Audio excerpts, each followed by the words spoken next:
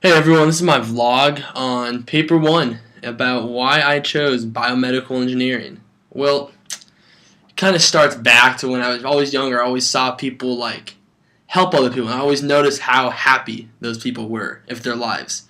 From doctors to officers, firemen. My football coach is a fireman. He was one of the happiest people I met. And it always seemed like a fulfilling thing to do was help other people. So I always, in the back of my mind, wanted to help other people. And it wasn't until about probably I turned 9 or 10 where I kind of started looking more into engineering because both my parents are engineers. My dad's mechanical, my mom's civil, kind of runs in the family, so I started looking at engineering. And when I was 10 and diagnosed with type 1 diabetes, that's when my life took a completely radical turn. It went from, eating whatever, well, I still eat whatever I want, but doing whatever I want, not really caring about my body to where I had to test my blood 6 to 8 times a day. And at first, I'd use a syringe and vial, draw insulin, and do that 6 to 8 times, 10 times a day, every time I tested or wanted to eat. So eating became, a process. It wasn't just a simple, I'm hungry, I'm going to eat. It was I'm hungry, I need to test my blood, I need to calculate how many carbs it is, how much more insulin I add for my blood sugar, draw down a syringe, try to, guess, not guess, but make sure it looks like it's the right amount of insulin, and inject it in myself. Which, when you're 10 years old, it's a big change. And I've learned people don't change well. And you can imagine a very ignorant 10-year-old thinking, what the heck's diabetes and what do I have to do?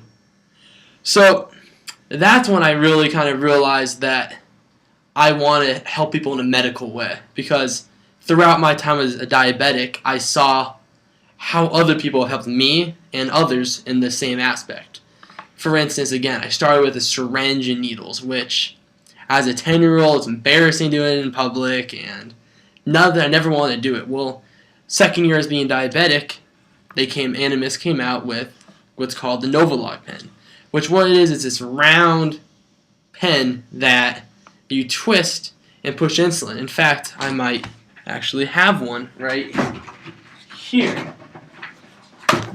It's one of these, the Novolog pen, which it has 200 units of insulin in it, and to do it, you simply twist how many units you want. So you want 4 units, and you push, and you screw on a needle to the top. And when you're done, you unscrew the needle and throw it away, which was the next, it changed my life at the moment. I was like, oh, this is incredible, it's quick, it's easy. But again, I still had to do it every time I ate and every time my blood was high or whatever the reason. And then, second year in high school, my entire lifestyle changed again when they came out with the insulin pump, which I have that with me too. Now, the insulin pump is way more technologically advanced. It's literally a mechanical pancreas. I put an inset about this long into my stomach or hip once every 3 to 4 days, and I enter the insulin, carb, does all the math, enters the exact amount every time. Now, I saw this and I knew people spent their lifetimes making that. Countless hours of their lives. And it's one of those things where they helped me in such a way that it changed my life in such a good way, and they'll never know. They have no idea how many lives they've changed with it. And that's one thing I thought, well, you know what? That must be very fulfilling. Not just fulfilling, you're helping people. And I really want to help people. So that was one other reason why I started aiming toward medical or engineering. It was originally I wanted to do mechanical engineering or I want to try to do biology and go to pre-med. I wasn't sure. And then another large event that narrowed it toward when I started looking at biomedical was when I had my diabetic seizure. What happened was we were in Durango for the 4th of July, and I went swimming in like a 40-degree lake or something. And when your core body temperature drops, it takes a lot more energy and heat and carbs to raise your blood sugar. So over the night as I slept, my blood dropped radically low. So when I got up, I really didn't have much of a chance to treat it with carbs. I got downstairs, and this has all been told to me from my parents. I don't have no memory of the entire week. And I woke up in the hospital, and I hit my head against the granite, got a major concussion, cracked the granite actually, and That entire trip is out of my memory. I have no memory of the trip, which frankly was one of the scariest things, how easily I could lose almost everything.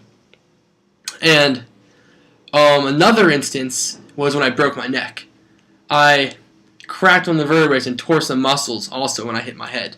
And I had to wear those big old neck brace things for a while. You know, my family threw fish crackers in a little hole right here. And so that was another thing I thought, man, I really wanted to avoid. Like, I don't want other people to have to go through this. It sucked. And I thought maybe I could put my life, into a goal to help prevent this from happening in the future to other people. So that's when I started noticing biomedical engineering, just pretty much the combination of mechanical engineering and pre-med, the two things that I was split on. So then I knew my cousin Rob, who was also type 1 diabetic. I knew him not really personally. He never lived in a different state.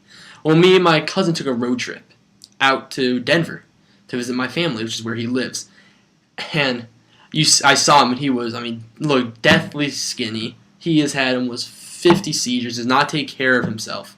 Frankly, it's partly his own fault, but he still uses the old syringe and needles. He doesn't want to use the new technology. It's too complicated. It's too this. A ton of kind of excuses. But it also made me think maybe I could help somebody like this. Because, again, another reason is my endocrinologist is a very never satisfied. You always could do better with your health. You need to do better. And his isn't. He's very laid back, and he has a A1C of 9.5, which probably don't know it, but that's really bad. You want it around 6 is what you guys are. Mine's around 7. His is really high, which long term is liver failure, kidney failure, and death, pretty much in that order. So I saw that, and I thought, well, maybe I could also help people as an endocrinologist, because I saw how much mine has changed in my life, where if my A1C was just say 7.3, which is for a diabetic considered very good, but he looks and says, well, you're still a diabetic, it should be at 6.5. So we're going to do this, this, and this to fix it. And it's constantly improvement, which is always good. So that made me want to really go to med school. I'm very, right now, I kind of want to go really, narrow-minded on I want to go to med school. So those are mostly the big reasons that kind of pointed me toward biomedical engineering. This is my first vlog, and I hope it's everything you hoped for.